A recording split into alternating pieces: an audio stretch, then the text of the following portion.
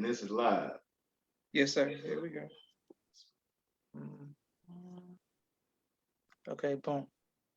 And we are live. I want to thank everyone for tuning in to a very special edition of Off the Record on the People's Podcast this afternoon. We have an incredible guest with us, Brother George Muhammad, who's going to give us some amazing information as well as inspiration. First of all, assalamu alaikum, sir. Wa alaikum assalam. Yes, sir. And this means a lot to us that you would take time out of your busy schedule to come and have a conversation with us on the People's Podcast.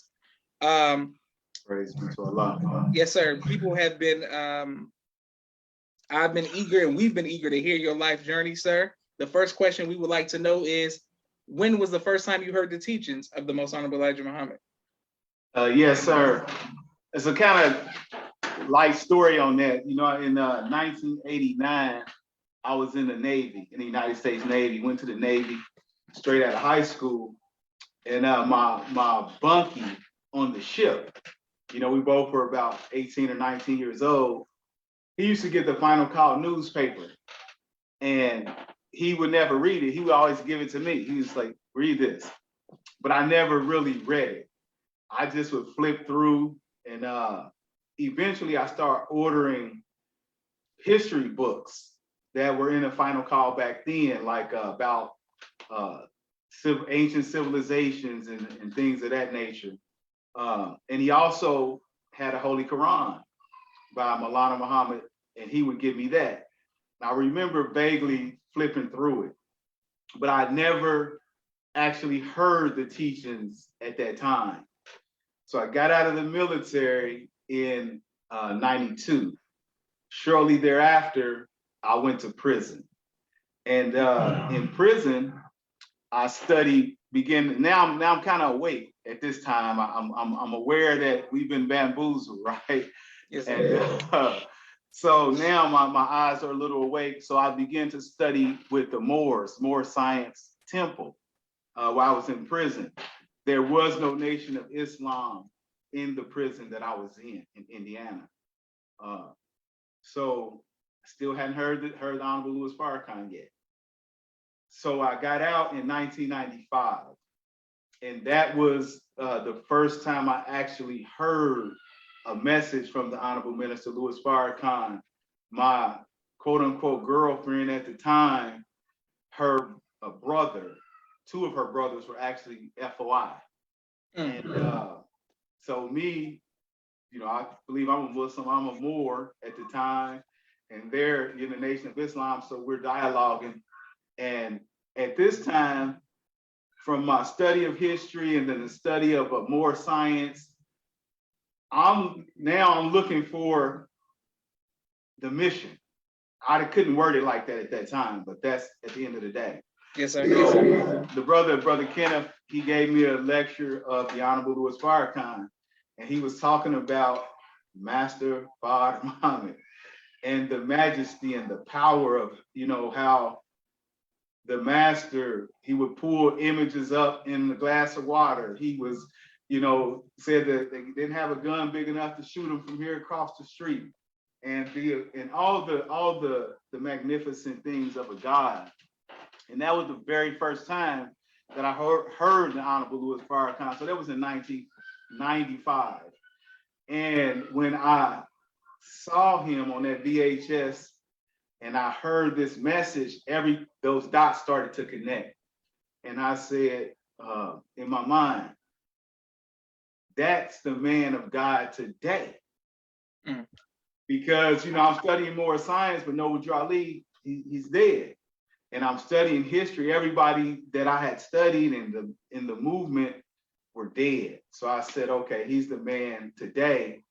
But now I'm sparked about this God in person and this Master Fard Muhammad. So to answer your question, 1995 was the first time that I heard the teachings. Yes, sir.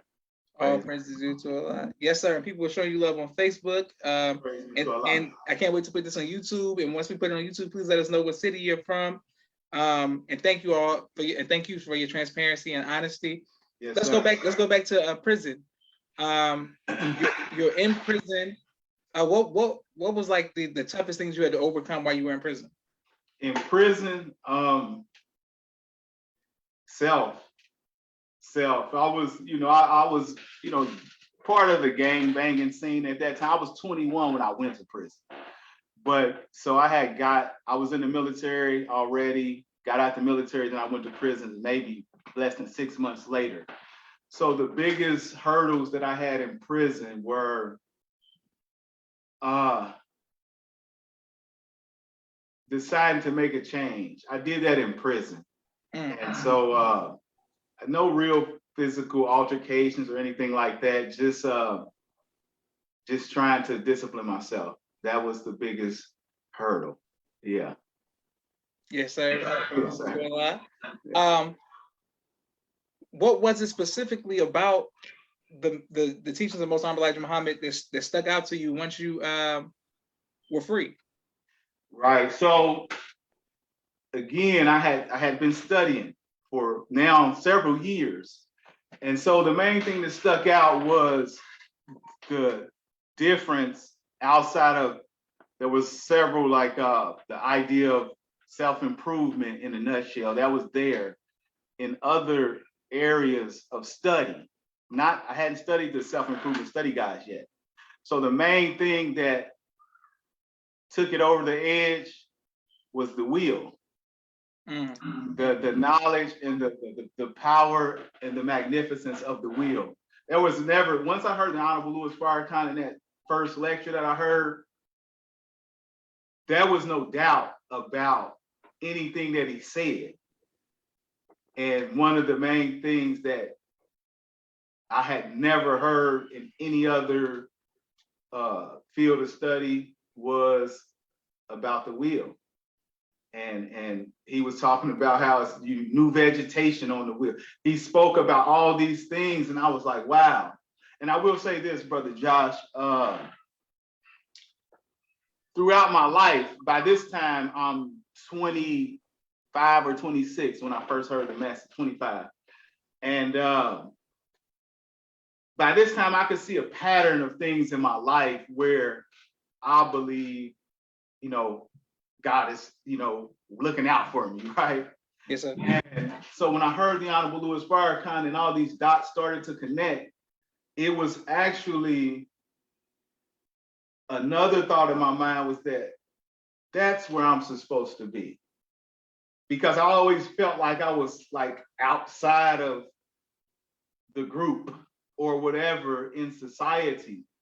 But when I heard that message, those dots connected that this is the man of God today, because he's alive, right?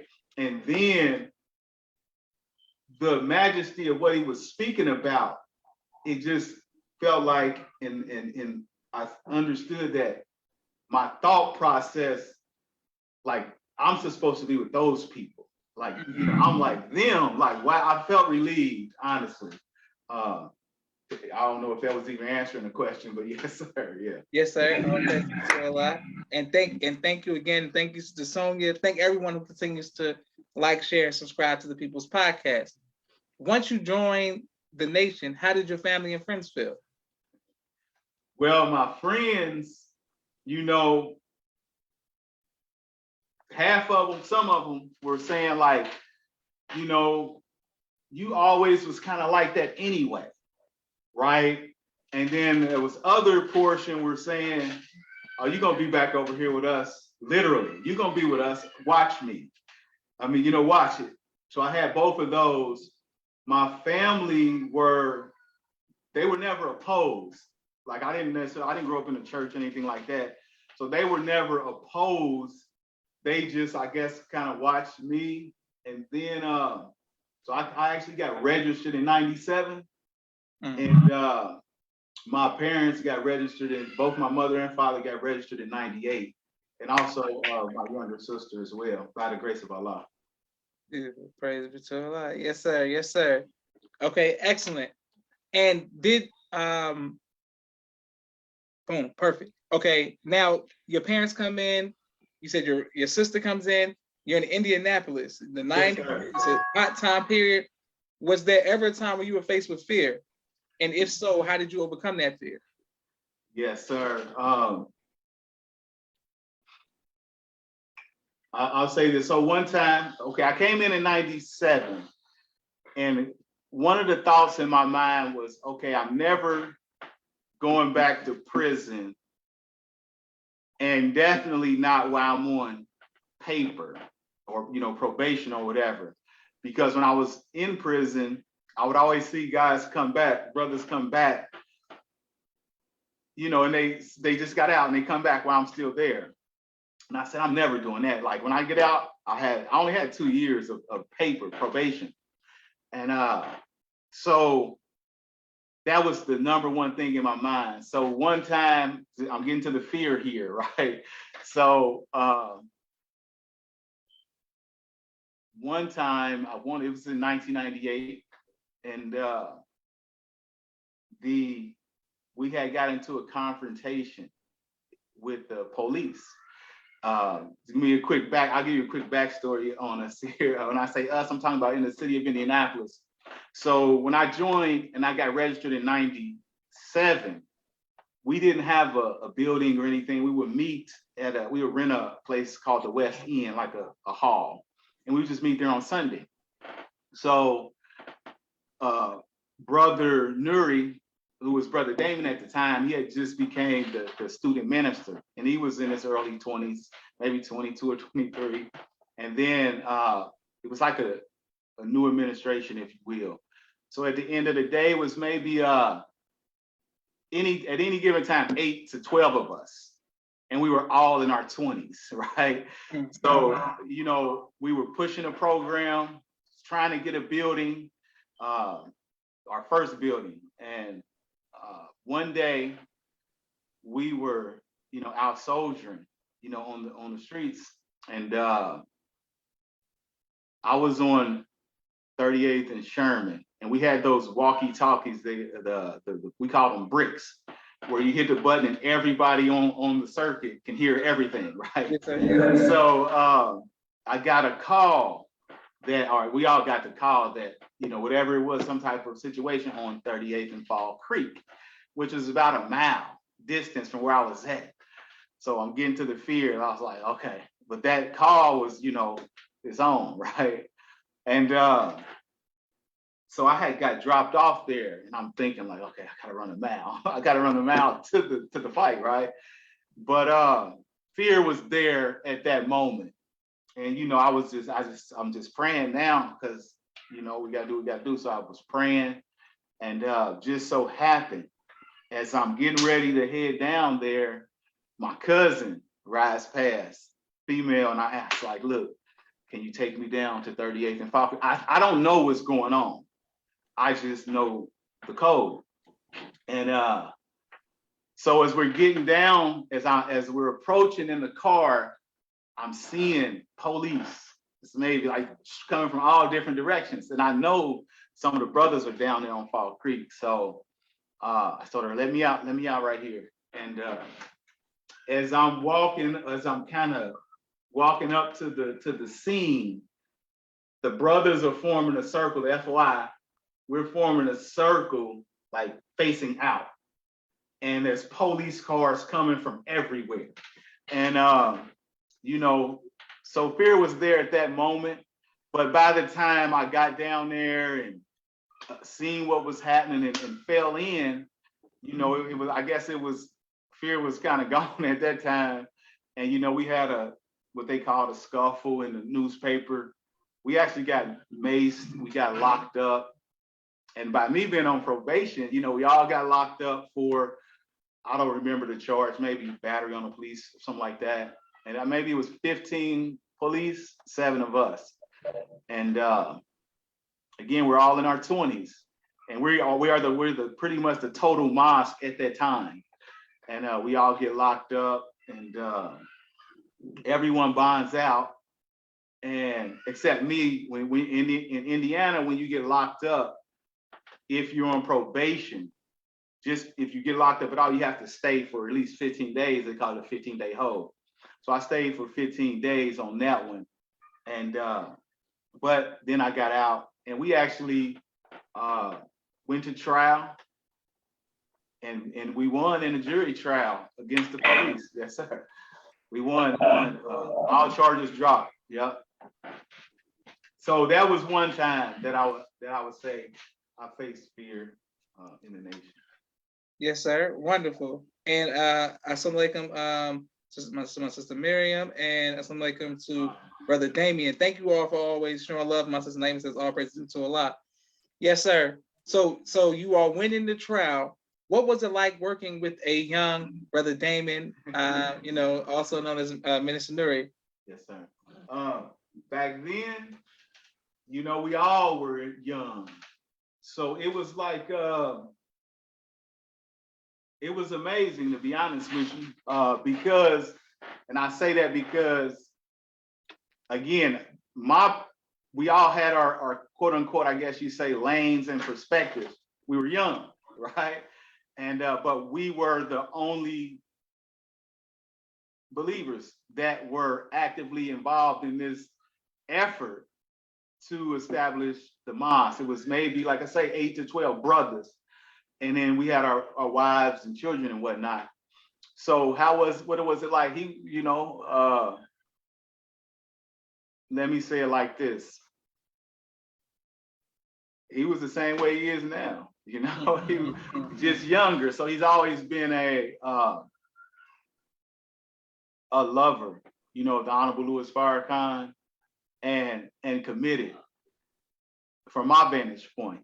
Yes, sir. And that's personally what I needed to have, because like I say, I probably was one of the oldest out of the bunch, and I was maybe 26, 27. And coming from prison, coming from the military, being in the gang life, I've been in groups where, you got those that talk and don't do. So, I came believing that the Honorable Louis Farrakhan, that's the man of God for us today. Mm-hmm. And when to answer the question about Brother Nuri, Brother Damien at that time, once I seen that in him, and I've seen it from the beginning by the grace of Allah, then yeah, it was a great ride. I tell you one quick story, and this is just, I never said this before.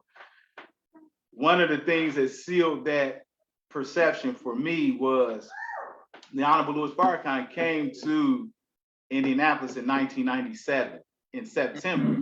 I got registered in February. Myself, actually it was like 4 of us of this group that I'm talking about that actually got registered. Myself, Brother Reggie, Brother Steve, Brother Daniel. We all got registered on the same day. And I was with Brother Nuri, who was outside the mosque at that time. And he got the call that the Honorable Minister was coming to Indianapolis. And I was excited, but the excitement that I seen in him and the joy, I felt that way, but he's expressive with it, right? Yes, sir. Yes, sir. That was one time that I never said this to him. I never said this to anybody, but it was like, okay, I can roll with him. So that's, to answer your question, what was it like? It was like being all in with somebody else that's all in. Yes, sir. It was a group of us. It was about 7 of us, 8 of us that was all in like that, by the grace of Allah. Excellent. Yes, sir. Yes, sir. Well, we have a few more questions for you, yes, but we have a quick 60-second commercial break for all of the sponsors of the People's Podcast. This season, I want to thank everyone who continues to show love. We get people all over the country giving us anonymous donations, anonymous sponsorships. I mean, just business. We're grateful. We're very grateful for everyone. If you would like to be a sponsor or donor, please cash app the People's Podcast, $ the People's Podcast. My brother Rashad, Street Premier Media Production. He has a 4K camera and a drone. He does television and film editing. Please reach out to him if you need any of those services. My sister Miriam, ABC I Love Me, children's book and coloring book, both of which are available on Amazon. Please go get both of those books. My sister Naima, Stay on Point Dance Academy LLC. She teaches ballet virtually to young girls all across the country and right here in the studio of Atlanta, Georgia. Rock Communications. If you need copy editing, project management, content development, or media relations as you work on your book, please reach out to Rock Communications. Fashion Gods, urban streetwear for men and boys, 314-329-6009. Please reach out to our brother. He'll keep you dressed fresh and dripping with the best in fashion. Student Minister Robert L. Muhammad out of Austin, Texas, conflict mediation, squashing the beef throughout the Southwest region. He does a phenomenal job. His wife, Sister Fudia Muhammad, Children of the Most High, giving birth to a guide in the science of child rearing. Please get her book. Sister Sherry Muhammad, Asiatic Minds. They teach STEM virtually to young kings and queens all across the country. Brother Kenneth, bow tie maker extraordinaire. He'll ship bow ties to you anywhere in the country. Dr. Henry M. Carter, King Henry Turkey Legs, right here in Atlanta, Georgia. Brother Rashad Muhammad, COVID-19 disinfecting cleaning services out of Chicago. My father's book, A Soldier in the Movement of Christ, AbdulSharif.com. And last but not least, my two books, Cleopatra, which is a children's book, and No Father, No Excuse, both of which are available on Amazon. Please go and get those books. Right back to our brother George. Okay, boom. So, Brother George, now before you joined the nation, were you familiar with the Million Man March? And how did it impact you as someone who wasn't registered yet? Yes, I was familiar with it. I actually, I did not go. Like I said, my girlfriend at the time, her two brothers were in the nation. I had got out of prison in June of '95, and I was one of the ones that kind of stayed back and watched it on the screen, and it was amazing then. But as I got into the work, it became more crystal, the magnificence of it. Because over time, I started to see like, wow, not only were millions of men there and watching, but then their children, whether they joined the nation or not, they're passing this on. So, we would be out, soldiering on the streets, and then like someone would come up and they would say, I remember my father used to buy that paper from you, and that makes me think, wow, just think of that same principle on the Million Man March level. Mm-hmm. They're teaching their children this. So the words went forth and it's unstoppable at this point. So yeah, it was, magnificent by the grace of Allah. All praises due to Allah. Now I want to make sure that we follow with you about the Most High Ben Farrakhan visit to Indianapolis. When he got there, what was it like for you to be in his presence physically? Again, like I say, out of that group, most of us, half of us had just joined in February. And the Honorable Minister came in September, a few months later. It was beautiful. And I say that because it was so new. And things were happening so fast. Like I say, we were moving so fast. We was working all day, every day, strictly for the cause, trying to build a mosque. And once we got this first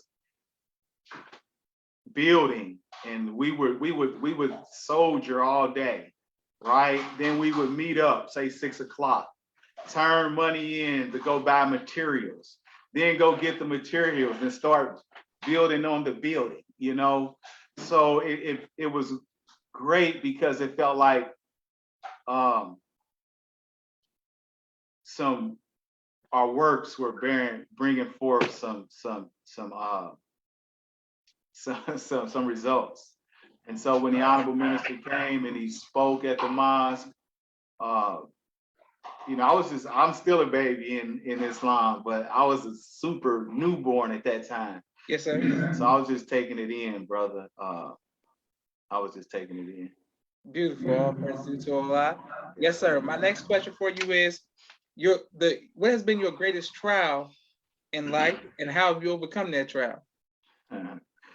My greatest trial, I would say, it has been after all of the things that we've talked about, the great sacrifices that we made, my greatest trial has been going through the process of atonement, atoning for being hypocritical to the God, to the most honorable Elijah Muhammad, to the honorable Louis Farrakhan, to myself, to my family, to the believers.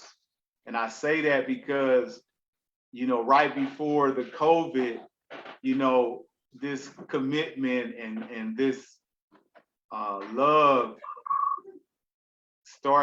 I started falling away.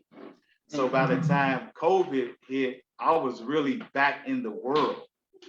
So the greatest trial has been that's one of my grandsons. I don't know if you hear him. Oh, no. The greatest trial has been atoning for that era of my life. And since the mosque has been opened back up, working to get back totally, rededicated. That's been the greatest trial of my life. Yes, sir. Beautiful. All praise to Allah. Well, I'm glad that you're back strong. What advice would you give to others who may be battling with faith? That's a great question. The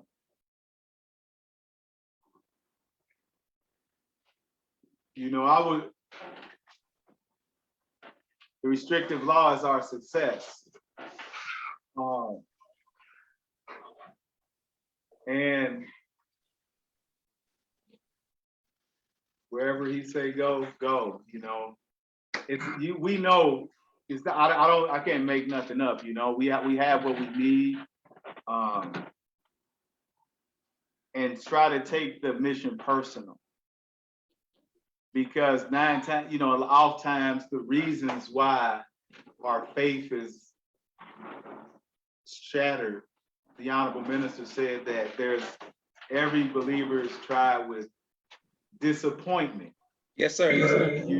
Humiliation. So these 2 or 3 major trials we have to face. So just kind of, we take to answer your question, I'm saying if we can take the mission personal between us and our Lord and our word, then that's how we can, I would say, going forward, helps someone that's struggling with faith. Beautiful. All praises to Allah. Yes, sir. And people are showing you love in the comments as well. Brother Damon says all praises to Allah.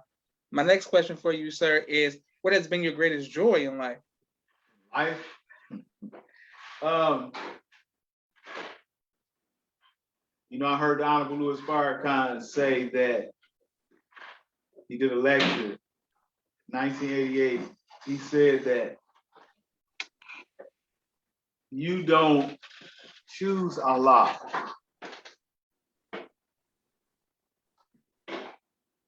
You don't discover Allah. Allah chooses us. So my greatest joy is in life has been when I am functioning as if I am chosen by Allah. That's my greatest joy. Beautiful. All praises to Allah. Yes, sir. And you spoke of your grandchildren. How has being a grandfather impacted you, sir? It's helped save me. And I say that because one of the things that I enjoy is watching mastery being displayed. So when I'm looking at children and watching them in their curiosity and in their playing and trying to figure things out, it gives me life. So another way is that whenever I'm in this trial here and I was going through, like I said, atoning, just having my grandchildren as inspiration and the future of the nation. So yeah, it's they give me life. Beautiful. My grandson was tugging on my leg when I was talking. Yeah. Yes, sir. What type of music do you like to listen to? When I listen to music, I like rap.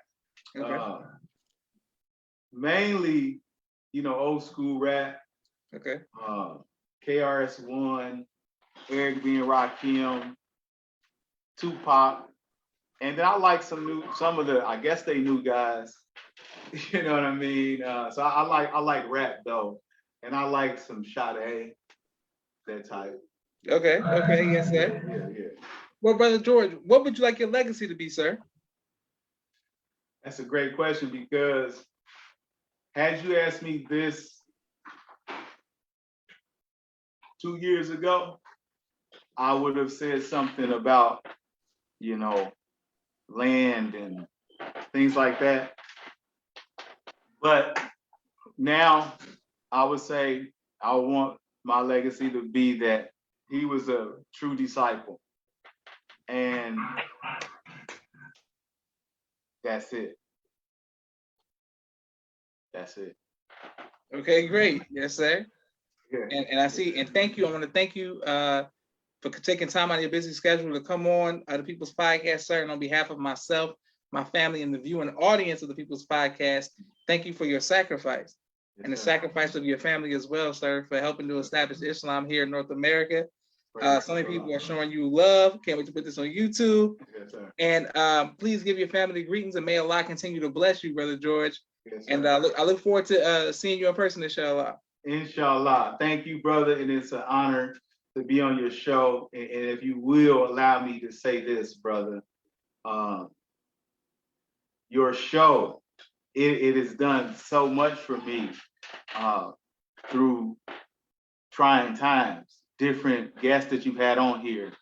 And I say that because some of these people I would have never met, because they're not like, I'll probably never see them on a rostrum somewhere, but they are solid helpers and authentic believers.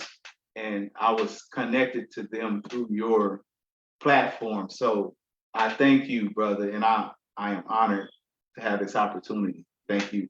Thank you. So that's what it's for, to represent the people, for the people, by the people. Thank you very much, sir. Thank you. May Allah continue to bless you. This is Joshua Leonard Muhammad signing off of the People's Podcast. Assalamu alaikum. Wa alaikum salam. Thank you, brother.